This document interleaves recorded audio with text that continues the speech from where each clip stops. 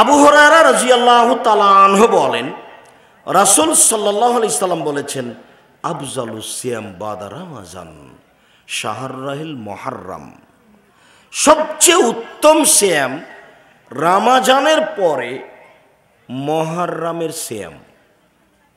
সবচেয়ে উত্তম সিয়াম রমজানের পরে মুহররমের সিয়াম। হাফসা রাজি এক, মুহররমের সিয়াম দুই, জুলহিজ্জার 1 থেকে 9 পর্যন্ত সিয়াম তিন, প্রত্যেক মাসে 3টে সিয়াম চার, ফজরের 2 রাকাত সুন্নাত। এবার মনে থাকবে? আব্দুর রাজ্জাক সাহেব আর একবার বলেন, তারপরে। ঠিক আছে, আর একবার বলছি। আল্লাহর নবী 4টা জিনিস কখনো ছাড়তেন না। সেই 4টে কি বলেন? হ্যাঁ, 1, মুহররমের সিয়াম, 2, জুলহিজ্জার 9টা সিয়াম 1 থেকে 9, কুরবানির আগের দিন পর্যন্ত, 3, প্রত্যেক মাসে 3টে সিয়াম, 4, ফজরের 2 রাকাত সুন্নাত। যাক, ভুলে গেলে মিডিয়া আছে সামনে, মিডিয়ারাকে বলবেন যে তুমি একটু মিডিয়াটা চালু করো তো দেখি সিরিয়ালটা কি ছিল, যেটা আল্লাহ রসুল কখনো ছাড়তেন না। 4টে, তার মধ্যে একটা মুহররমের সিয়াম। ইবনে আব্বাস রাদিয়াল্লাহু তাআলা আনহু বলেন, কাদাবান নবী সাল্লাল্লাহু আলাইহি সাল্লাম আল মদিনা ফাওয়াজাদা আল ইয়াহুদা সিয়ামান ইয়াওম আশুরা। আল্লাহর নবী মক্কা থেকে মদিনায় আসলেন, দেখলেন মদিনার ইহুদি খ্রিস্টানেরা মুহররমের 10 তারিখে সিয়াম থাকে। তিনি বললেন, মা হাযাল ইয়াওম আল্লাযী তাসুমুনাহু, এই মদিনার ইহুদি খ্রিস্টান, তোমরা মুহররমের 10 তারিখে সিয়াম থাকো কেন? এই মদিনার ইহুদি খ্রিস্টান, তোমরা মুহররমের 10 তারিখে সিয়াম থাকো কেন? তখন তারা বলছে, আরে হাজা ইয়াউমুন আযীম, মুহররমের 10 তারিখ তো অনেক বড় দিন। আনজাল্লাহু তাআলা ফিহি মূসা ওয়া কওমাহু, এই দিনে তো আল্লাহ মূসা এবং তার সম্প্রদায়কে বাঁচিয়ে দিয়েছেন। অগাররাকা ফিরআউন ওয়া কওমাহু, মুহররমের 10 তারিখে আল্লাহ ফিরআউন এবং তার সদল বলকে ডুবিয়ে দিয়েছেন। ফাসামা মূসা শুকরান, যার কারণে এই দিনে মূসা সিয়াম পালন করেছিলেন শুকরিয়া আদায়ের জন্য। আল্লাহ, তুমি এইভাবে ফেরাউনকে ডুবিয়ে দিবে আর তুমি আমাকে এইভাবে বাঁচিয়ে দিলে, আমি কি শুকরিয়া আদায় করি। যাক, এই দিনে আমি সিয়াম থেকে গেলাম। এই জন্য তো আমরা সিয়াম থাকি, আমরা আল্লাহর শুকরিয়া আদায়ের জন্য সিয়াম থাকি। তখন আমাদের নবী মুহাম্মদ সাল্লাল্লাহু আলাইহি সাল্লাম বলছেন, হ্যাঁ শোনো, নাহানু আওলা আহাক্কু বিমূসা মিনকুম, আমরা বেশি হক রাখি, আমরা মুসলমান বেশি হকদার মূসার সুন্নাত পালন করতে তোমাদের চেয়ে। অতএব আমি মুহররমের 10 তারিখে সিয়াম থাকলাম, সঙ্গী সাথী তোমরা মুহররমের 10 তারিখে সিয়াম থাকো। যেমন এই কথা বলা, তেমনি সাহাবীগণ বলে বসলেন, বলেন কি, মুহররমের 10 তারিখ ওদের বড় দিন, মুহররমের 10 তারিখ ওদের বড় দিন, ওরা তো পালন করবেই। আপনি তো বলছেন যে ওদের বিরোধিতা করতে হবে, ওদের বিরোধিতা করতে হবে। তো আমরাও যদি মুহররমের 10 তারিখে সিয়াম থাকি, তাহলে তো ওদের মতো হয়ে গেল। বিরোধিতা হলো কিভাবে?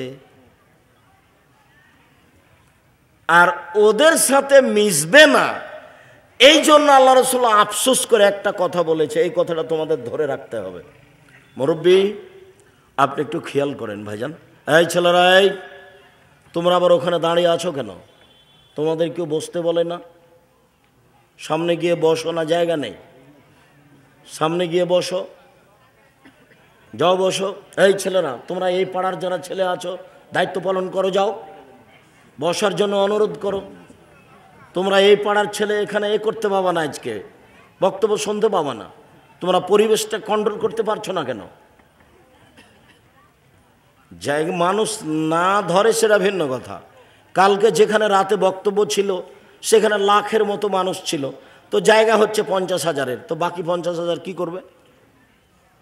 তো এখন বাকি 50,000-কে আমি বলবো যে তোমরা বসো, তো বসার তো ব্যবস্থাই নাই। তো তখন বারবার অনুরোধ করতে থাকলাম, আমাকে দেখতে পান আর না পান, এক পায়ে দাঁড়িয়ে আমার কথাটা শোনার চেষ্টা করেন। খুব কষ্ট করে অ্যাডভোকেট মনসুর সাহেব আমাকে উপস্থিত করেছেন এখানে, আমারও সময় নেই। তো এইটুকু তো তোমাদের মূল্যায়ন করতে হবে, তোমরা এলাকার ছেলে। আর যারা আপনারা মুরব্বী ভাই আছেন, আপনাদেরকে এইটুকু মূল্যায়ন করতে হবে। আপনি আমাকে নিয়ে আসার জন্য সিরিয়ালে চেষ্টা করেন, দেখি কতদিন লাগে। আমি আপনার বাড়ির পাশে আছি, এ কথাই ঠিক, তবে একদিন বের করা কঠিন, এ কথাও ঠিক। তো মূল্যায়ন তো আপনাকে করতে হবে। আমি চলে গেলাম, আপনি ঘোরাঘুরি করলেন, তা আপনি কি এমন সুবিধা ভোগ করলেন? শুনেছেন আব্দুর রাজ্জাক বিন ইউসুফ আসবেন, বাড়িতে বসে আছেন, আপনার এটা লজ্জাজনক ব্যাপার। কেন থাকবেন? কোন শরমে থাকবেন? কোন লজ্জায় থাকবেন? থাকবেন কেন? কি ভিত্তি আছে আপনার? জাতির যদি রাস্তাঘাট করে দিতে না পারি, জাতির যদি স্কুল কলেজ করে দিতে না পারি, জাতিকে চূড়ান্ত সঠিক ধর্ম দিতে পারবো ইনশাআল্লাহ। ধর্মের ব্যাপারে জাতিকে ফাঁকি দিয়ে পরকাল হারাতে রাজি নই। 90 সাল থেকে নিয়ে এখন পর্যন্ত কোনোদিনও অপ্রয়োজনীয় বাক্য বলিনি। আপনি বসে থাকবেন বাড়িতে কেন? আমি তো আপনার জন্য এসেছি। আপনি চেষ্টা করেন একদিন আনার জন্য। আমি আপনার জন্য এসেছি, কেন আপনি বাড়িতে থাকবেন? আমি 90 সাল থেকে নিয়ে এখন পর্যন্ত কোনোদিন কেসা কাহিনী বলিনি। আমি 90 সাল থেকে নিয়ে এখন পর্যন্ত কোনোদিন মাঝহাব নিয়ে কথা বলিনি। এই যে বলছি শুরু থেকে নিয়ে এখন পর্যন্ত, কোনটা মাঝহাবের বিরুদ্ধে হলো, কোনটা কারো ব্যক্তির বিরুদ্ধে হলো, কোনটা অপ্রয়োজনীয় বাক্য হলো? শুধু আজকেরটা নয়, 90 সাল থেকে নিয়ে এখন পর্যন্ত যা বলেছি, কোথাও একটা বাক্য আপনি দেখাতে পারবেন না। হিসেব নিকেশ ছাড়া চলি না। এসেছি, এলাকার মানুষ মূল্যায়ন করবেন, সামনে বসে কথা শুনবেন। সম্মানিত দিনী ভাই বোন, বলছিলাম যে আরে মুহররমের 10 তারিখ তো বড় দিন, আমরা কেন থাকব? মূসাকে আল্লাহ বাঁচিয়ে দিয়েছেন, ফেরাউনকে আল্লাহ ডুবিয়ে দিয়েছেন। ইহুদি খ্রিস্টানেরা এই দিনে সিয়াম থাকে, এইটা হলো তাদের বড় দিন, আমরা কেন থাকব? আপনি তো দুঃখ করে আফসোস করে বলেছেন। পৃথিবীর মানুষ শুনে রেখো, আমার উম্মত ইহুদি খ্রিস্টানদের সাথে মিশে যাবে চাল চলনে, পোশাক পাশিতে। ডান হাতের বিঘত যেমন বাম হাতের সমান, সমান সমান। আমার উম্মত তাদের সাথে মিশে যাবে কৃষ্টি কালচারে সমান সমান। আবার বলছেন, পৃথিবীর মানুষ শুনে রেখো, আমার উম্মত ইহুদি খ্রিস্টানদের সাথে মিশে যাবে পোশাক আশাকে, চাল চলনে, কৃষ্টি কালচারে। ডান পায়ের জুতা যেমন বাম পায়ের সমান, বাম পায়ের জুতা যেমন ডান পায়ের সমান। আমার উম্মত মিশে যাবে তাদের সাথে তেমন সমান সমান।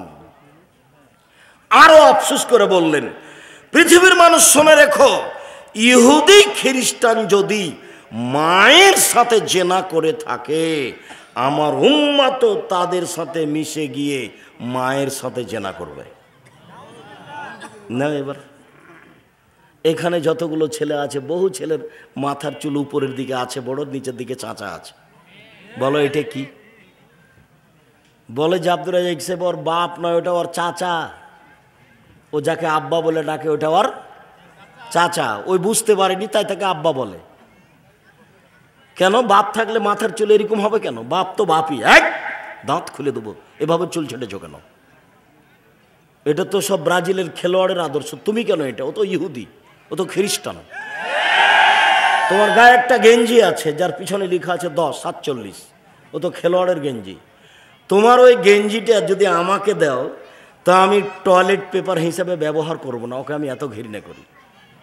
ওকে ফেলে দিয়ে থুথু দিব, দিয়ে পা দিয়ে ঠেলে ড্রেনে ফেলে দেবো। তোমার গেঞ্জিটা আমার কাছে এত অপছন্দ। তুমি গেঞ্জি গায়ে দিয়ে আছো, তোমার মা আছে, কে বলেছে এটা তোমার মা? ওটা তোমার খালা। তুমি, তোমার বাপ, তোমার 14 গোষ্ঠী মিলে প্রমাণ করতে পারবে এটা তোমার মা।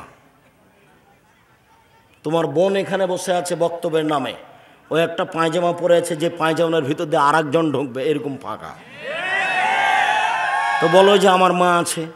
তোমার বোন এখানে একটা বসে আছে, স্কিন পায়জামা পরে আছে, এমন পায়জামা যাতে তো অঙ্গ প্রত্যঙ্গ বোঝা যায়, লজ্জা স্থানও বোঝা যায়। বলো তোমার মা আছে? ওটা তোমার মা, ওটা তোমার সৎ মা। মা হলে 4টা জিনিস লাগে। কতদিন বললাম, মা হলে 4টে জিনিস লাগে। জাবের বলছেন, আমার আব্বা ওহুদের যুদ্ধে শহীদ হয়েছেন 9 জন মেয়ে রেখে, আমার 9টা বোন আছে। তো আমি আমার বোনদের সমবয়সের মেয়েকে বিবাহ করা পছন্দ করিনি 4টা কারণে। আল্লাহ নবী শোনেন, আমি তালাকপ্রাপ্ত বেশি বয়সের মহিলা বিবাহ করেছি 4টা কারণে। আমার আব্বা মারা গেছেন ওহুদের যুদ্ধে, 9 জন মেয়ে রেখে গেছেন, আমার 9টা বোন আছে। তা আমার বোনদের সমবয়সের কম বয়সের মেয়েকে আমি বিবাহ করা পছন্দ করিনি 4টা কারণে। 1, লেতুয়াল্লে মাহুন্না, আমার স্ত্রী যেন আমার বোনদেরকে বিদ্যা শিখাতে পারে, মা মানে বাচ্চাদেরকে বিদ্যা শিখাবে। 2, বলে তুয়াদ্দে বাহুন্না, আমার স্ত্রী যেন আমার বোনদেরকে শিষ্টাচার শিখাতে পারে। শিষ্টাচার কি জিনিস? তোমার বোন স্কিন পায়জামা পরে আছে, এটা কি শিষ্টাচার? তুমি যে মাথার চুল এভাবে ছেটেছ, এটা কি শিষ্টাচার? তোমার দাড়ি চাঁচা আছে, এটা কি শিষ্টাচার? তোমার বোনের নখগুলো বড় বড় হয়ে আছে, নেইল পালিশ দেওয়া আছে, এটা কি শিষ্টাচার? তোমার বোনের কপালে টিপ আছে। হিন্দু মেয়েদের বিবাহ করার 10টা পদ্ধতি আছে, তার একটা পদ্ধতির নাম রাক্ষসী বিবাহ। মেয়ের বাপ বিবাহ দিবে না, ছেলে জোর করে বিবাহ করবে, কপালে টিপ দিতে পারলে বিবাহ হয়ে গেছে। তো এটা হিন্দুদের নীতি। তো তোমার বোন কপালে টিপ দেওয়া আছে, এইটা কি শিষ্টাচার? তাহলে তোমার মাই জানে না শিষ্টাচার কাকে বলে। তোমার নানা বিবাহ দিয়েছে, স্বামীর কাছে গেছে, তাই ছেলে মেয়ে হয়ে গেছে, ও জানে না মা কাকে বলে। দেখো মা কাকে বলে, এই যে দেখো। 1, আমার স্ত্রী আমার বোনদেরকে বিদ্যা শিখিয়ে দিবে, সেই জন্য বেশি বয়সের মেয়ে বিবাহ করেছি। 2, আমার স্ত্রী আমার বোনদেরকে শিষ্টাচার শিখিয়ে দিবে। শিষ্টাচার কি জিনিস? আমার স্ত্রী আমার বোনদেরকে শিষ্টাচার শিখিয়ে দিবে, এই জন্য বেশি বয়সের তালাকপ্রাপ্ত মেয়ে বিবাহ করেছি। 3, আমার স্ত্রী আমার বোনদের মাথার চুল চিরুনি করে সাজগোজ করে দিবে, সেই জন্য বেশি বয়সের তালাকপ্রাপ্ত মেয়ে বিবাহ করেছি। 4, বলে তাকুমা আলাইহিন্না, আমার স্ত্রী আমার বোনদেরকে পাহারা দিবে। বেশি বয়সের মহিলা না হলে, বুদ্ধি শুদ্ধি ভালো না হলে আমার বোনদের পাহারা দিতে পারবে না। তাই তো তালাকপ্রাপ্ত বেশি বয়সের মেয়েকে বিবাহ করেছি, আমার স্ত্রী আমার বোনদেরকে পাহারা দিবে। তার মানে তোমার মা পাহারাদার। তোমার মা তোমার আর তোমার বোনের পাহারাদার। বলো দেখি তোমার মা কি করেছে? এটা কি সত্যি তোমার খালা? না, এটা সত্যি তোমার মা। এটা কি তোমার সত্যি তোমার সৎ মা? না, এটা তোমার সত্যই নিজের মা। তাহলে এ আসলে ভালো মহিলা নয়, এ হলো বাংলা ভাষায় বাগমারার ভাষাতে হস্তিনীমা। এ হলো হস্তিনীমা। একে তোমার বাপের তালাক দেওয়া উচিত। আমি তালাক দিতে আদেশ করিনি, এটা আমার পরামর্শ। হয় তাকে সংশোধন করতে হবে, না হয় তাকে তালাক দিতে হবে। সংসার সুন্দর করতেই হবে। বাপেরই জিম্মেদারি ছেলে মেয়ে লালন পালন করা, মায়েরই জিম্মেদারি ছেলে মেয়ে লালন পালন করা। এক চাটিয়ে বাপ মাকে, বাপ মায়ের ওপরে আল্লাহর নবী চাপিয়ে দিয়েছেন ছেলে মেয়ের লালন পালনের দায় দায়িত্ব। ও টাকা ইনকাম করে ছেলে মেয়েকে পড়াশোনা করানোর জন্য, অন্য কোনো কাজ নয়। জমি জায়গা কিনা পরে,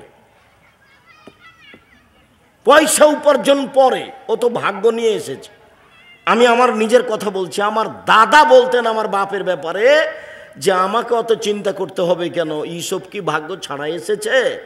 তো আমার বাপও আমাকে বলতেন ছেলের জন্য অত চিন্তা করতে হবে কেন, আব্দুর রাজ্জাক কি ভাগ্য ছাড়া এসেছে?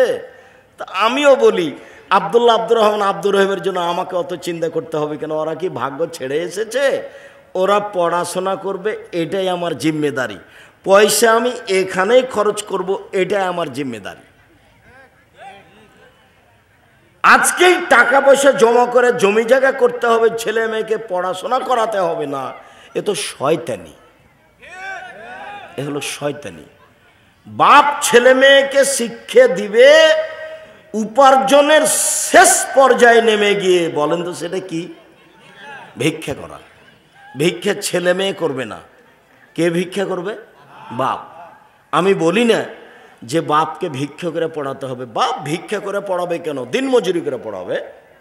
সারাদিন মানুষের বাড়িতে কাজ করবে, 500 টাকা পাবে, সেটা করে ছেলে মেয়েকে পড়াবে। সেটাও যদি করতে না পারে তাহলে তাকে ভিক্ষা করেই ছেলে মেয়েকে পড়াতে হবে। ছেলে মেয়ে ভিক্ষা করতে যেতে পাবে না।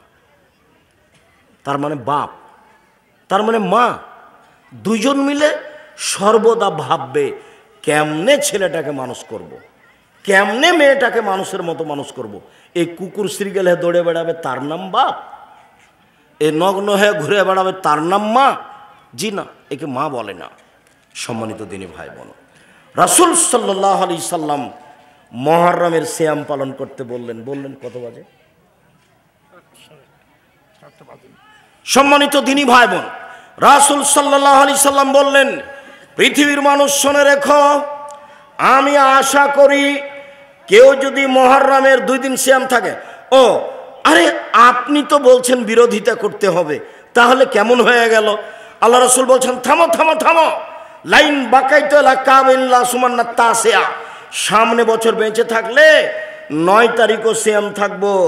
9 তারিখ হবে বিরোধিতা, 10 তারিখ হবে শুকরিয়া। মুহররমের সময় সিয়াম 2 দিন, 9 বিরোধিতা, 10 শুকরিয়া। মনে থাকবে না মনে হয়? এই জন্য মুহররমের 2টা সিয়াম। আল্লাহ রাসূল বললেন কে যদি মুহররমের 2 দিন সিয়াম থাকে বিগত 1 বছরের পাপ ক্ষমা হবে। তিনি বললেন কেউ যদি আরাফার 1 দিন সিয়াম থাকে আগে পরে 2 বছরের পাপ ক্ষমা হবে।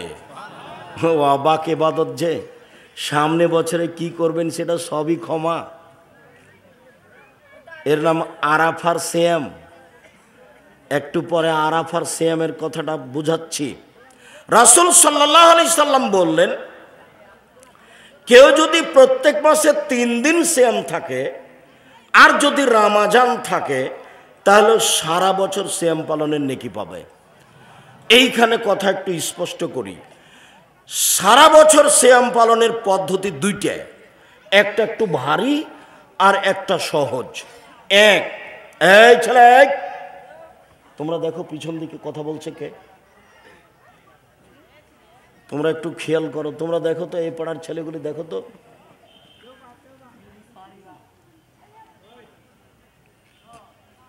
যারা একটু মুরব্বী মানুষ তারা দেখেন, পিছনটা একটু কন্ট্রোল করেন। ওই দিকে দাঁড়িয়ে থাকবেন, ওই দিকে একজন, আর একজন থাকবেন এই দিকে। পিছন দিক দিয়ে কোনো ছেলে যাদের বুদ্ধি বিবেচনা নেই তারা যেন না হাঁটতে পারে, এটা তো কন্ট্রোল করতে হবে। আর ওইটা যদি 15-16 বছরের ছেলে গল্প করে তাহলে ওর বাপ দায়ী। জন্ম দিতে পারলে বাপ হওয়া যায়? ওভাবে কথা বলছে আর যাচ্ছে কেন? ছেলেটা দায়ী না আপনি দায়ী? আপনি দায়ী, আপনার একটা অযোগ্য বাপ। ওই ছেলে জন্ম দেওয়া আপনার ঠিক হয়নি। বউ তালাক দিয়ে দেন, এই বউ দিয়ে 2জন মিলে সংসার করে গরু ছাগলের মতো সময় কাটিয়ে কোনো লাভ নাই। বোঝে না ওরা, অন্তর আছে বুঝে না, দেখেও দেখে না ওরা, চক্ষু আছে দেখে না, শোনেও শোনে না ওরা, কান আছে শোনে না।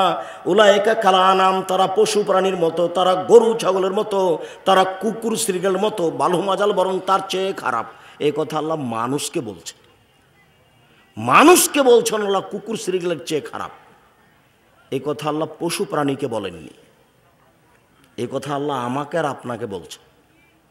আমার আর আপনার বিবেচনা আর একজনের হাতে তুলে দিলে বিচার অন্যজন করে দিবে না, আমাকেই করতে হবে। অন্যজনের কাছে যদি বিচার চান তাই দেন দুটা গালি দিয়ে শেষ করবে, আর একজন আপনার বোঝা ঘাড়ে করবে না, দুনিয়াতেও করবে না, পরকালও করবে না।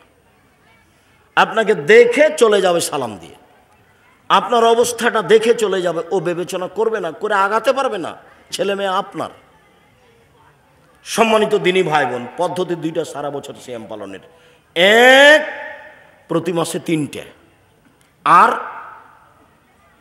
রমাজান প্রতি মাসে 3টে, আর রমাজান। তাহলে পুরো বছর সিয়াম পালনের নেকি হবে।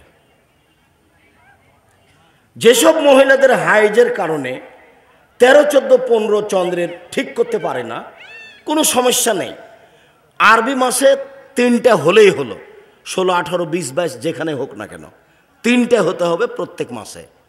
আর রমাজান তাহলে সারা বছর। আর একটা, আল্লাহ রসুল বলছেন, মান সামা রমাজানা সুম্মা আতবাহু সিত্তান মিন শাওয়াল কানা কাসিয়ামি দাহরি কুল্লিহি। কেউ যদি রমাজানের সিয়াম থাকে আর শাওয়ালের 6টা থাকে, তাহলে সারা বছর সিয়াম পালনের নেকি পাবে। এটা সহজ। রমাজান আর শাওয়ালের 6টে, রমাজান আর শাওয়ালের 6টে, এই যে সারা বছর। রমাজান আর প্রত্যেক মাসে 3টে, এই যে সারা বছর। মনে থাকবে কি? আরেকটা, এখানে আমাদের দেশের মহিলা বৈঠকে বা কোনো কোনো হুজুর বলে থাকেন, মহিলাদের হাইজের কারণে রমাজানে 3-4টা ছুটে গেছে, সেগুলো আগে করতে হবে, তারপরে শাওয়াল। এই কথাটা মিথ্যা। হাইজের কারণে 2, 4, 5টা যে তার ছুটে গেছে, সেগুলো জীবনে যেদিন পারবে সেদিন করবে, চেষ্টা করবে, না পারলে আল্লাহ মাফ করে দিবেন। কিন্তু শাওয়াল চলে গেলে শাওয়ালের আর করা যাবে না। অতএব শাওয়ালের নফল হলেও আগে শাওয়াল করতে হবে, তারপরে কোনো কথা। তাহলে 2টা পদ্ধতি, একটা একেবারেই সহজ, একটা একটু ভারী। এইটা ভারী কোনটা? প্রত্যেক মাসে 3 দিন আর রমাজান। এইটা সহজ কোনটা? শাওয়ালের 6টা এবং রমাজান। কথা কি স্পষ্ট হয়েছে? সম্মানিত দিনী ভাই বোন, এবার চলেন যাই। বৃহস্পতিবার আর সোমবার আল্লাহ রসুল সিয়াম থাকতেন কেন? বৃহস্পতিবার আর সোমবার মানুষের পাপ নাকি আল্লাহর কাছে পেশ করা হয়। তিনি বলছেন, শোনো, তুরফাউল আমালো এলা রব্বিল আলামিন ইয়াউমাল খামিস ওয়াল ইসনান ওনা উহিব্বু আইরফা আমালে ওয়ানা সায়েম। মানুষের পাপ নাকি বৃহস্পতিবার সোমবার আল্লাহর কাছে পেশ করা হয়।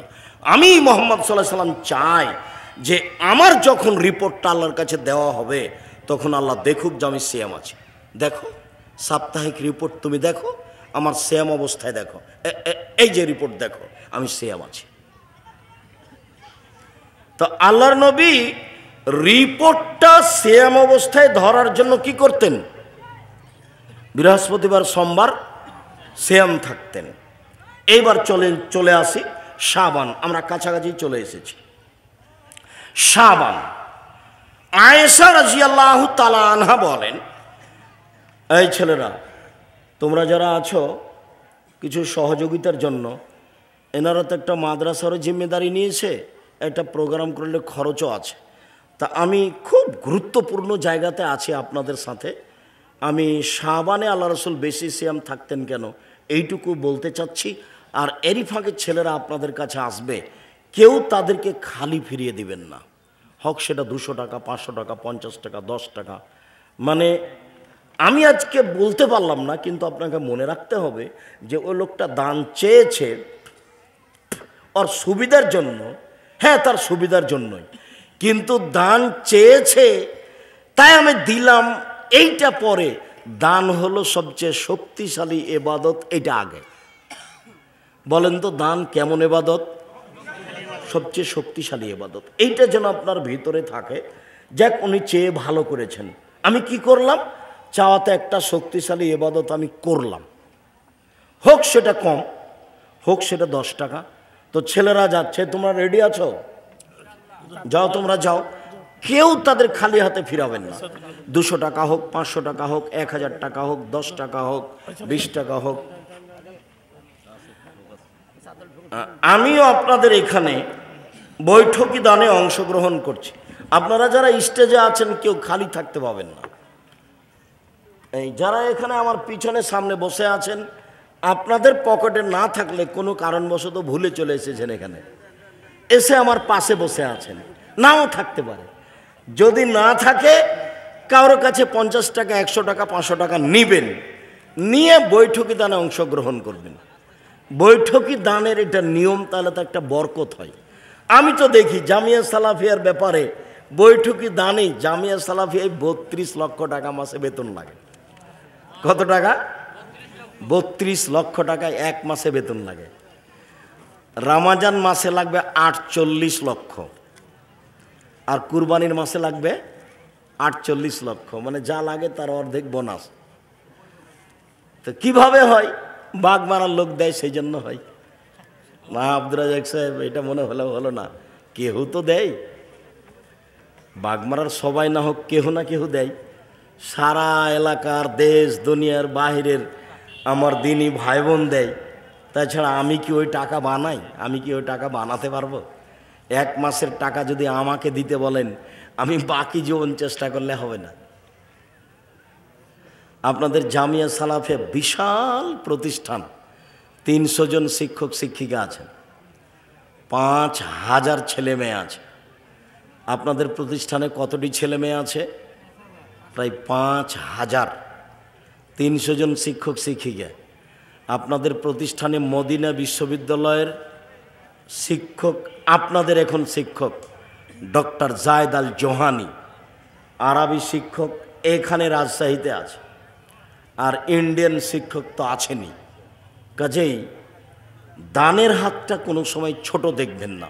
এসেছে সামনে, 50 টাকা দিলাম, 100 টাকা দিলাম, 500 টাকা দিলাম, তো আপনি কোনো সময় বঞ্চিত থাকবেন না। এটা যেন আপনার না ঘটে। যদি কোনো সময় নাও থাকে তো বন্ধুকে বলবে, তো 10টা টাকা আছে, রে দে তো আমাকে, পরে তুই নিয়ে নিস। তাহলে আপনি বৈঠকি দানে অংশগ্রহণ করলেন এবং বুঝলেন যে ইবাদতের জগতে যেটা শক্তিশালী ইবাদত, সেটা আমি একটু করলাম। এইটা আপনাকে মনে রাখতে হবে। চলেন, আয়েশা রাদিয়াল্লাহু তাআলা আনহা শাবান মাসে বেশি বেশি সিয়াম থাক। আয়েশা রাদিয়াল্লাহু তাআলা আনহা বলেন, আল্লাহর নবী শাবান মাসে পুরো শাবান সিয়াম থাকতেন। আয়েশা রাদিয়াল্লাহু তাআলা আনহা বলেন, আল্লাহর নবী শাবান মাসে পুরোই থাকতেন, শেষের দিকে কয়েকটা বাদ দিতেন। উম্মু সালমা রাদিয়াল্লাহু তাআলা আনহা বলেন, আল্লাহর নবী মাত্র 2 মাস পূর্ণ সিয়াম থাকতেন, একটা হলো শাবান আর একটা হলো রমজান, অন্য কোনো মাসে পূর্ণ থাকতেন না। এইবার একটা জিজ্ঞাসায় চলে যাই। ওসামা ইবনে যায়েদ রাদিয়াল্লাহু তাআলা আনহু বলেন, আমি একদা আল্লাহ রাসূলকে জিজ্ঞাসা করলাম, আল্লাহর নবী আপনি শাবান মাসে এত বেশি সিয়াম থাকেন কেন? এটা জিজ্ঞাসা। দেখো তো জিজ্ঞাসাটা মনে থাকে কিনা তোমার। ভাইজান দেখেন তো আপনার মনে থাকে কিনা জিজ্ঞাসাটা। ওসামা ইবনে যায়েদ বলছেন, আল্লাহর নবী আপনি শাবান মাসে এত বেশি সিয়াম থাকেন কেন? এটা জিজ্ঞাসা। তো ধরেন আপনারাও আমাকে জিজ্ঞাসা করলেন, আব্দুর রাজ্জাক সাহেব শাবান মাসে বেশি সিয়াম থাকতে হবে কেন? তো দেখি উত্তর কি হয়। আল্লাহ রাসূল বলছেন, আরে শোনো, শাবান একটা মাস, রজব ও রমজানের মাঝে। শাবান একটা মাস, রজব ও রমজানের মাঝে মানুষ তাতে বেখিয়াল থাকে। তুরফাউল আমাল ইলা রাব্বিল আলামিন ওয়া নাউহিব্বু ইরফা আমালি ওয়া সায়েম। এই মাসে বাৎসরিক পাপ নেকি আল্লাহর কাছে পেশ করা হয়। আমার মন চাই বাৎসরিক রিপোর্টের সময় আল্লাহ আমাকে দেখুক আমি সিয়াম আছি, এই জন্য আমি শাবান মাসে বেশি বেশি সিয়াম থাকি। এবার কি মনে থাকবে? বাৎসরিক রিপোর্ট পেশ করা হয় কোন মাসে? শাবান মাসে। আল্লাহ নবী বলছেন, বাৎসরিক রিপোর্টটাও আমি আল্লাহকে দেখাতে চাচ্ছি কিভাবে? সিয়াম অবস্থায়। তাই আমি শাবান মাসে বেশি বেশি সিয়াম থাকি। তাহলে বোঝা যাচ্ছে যে রিপোর্টের তারিখ তার জানা ছিল না। রিপোর্ট কবে হয় ধরার আশায় এটা করতেন। কিভাবে কিভাবে ভারত বাংলাদেশ পাকিস্তানের আলেম ওলামা জেনে নিলেন সেদিন 15ই শাবান। তাই তারা কলকারখানা, অফিস আদালত, কোর্ট কাছারি, শিক্ষা প্রতিষ্ঠান সব কিছু বন্ধ করে রাতে গোসল করে আতর গোলাপ মেখে দিনে সিয়াম থাকেন। এর কোনো প্রমাণ নেই, যা আছে সব জাল হাদিস। আল্লাহর নবীর সুন্নাত পালন করেন, আপনি রিপোর্ট ধরতে পারবেন। তিনি বেশি বেশি সিয়াম থাকতেন আর বলেছেন একটানা 15 থাকো, একটানা 15। সম্মানিত দিনী ভাই বোন, আমি আজকে নফল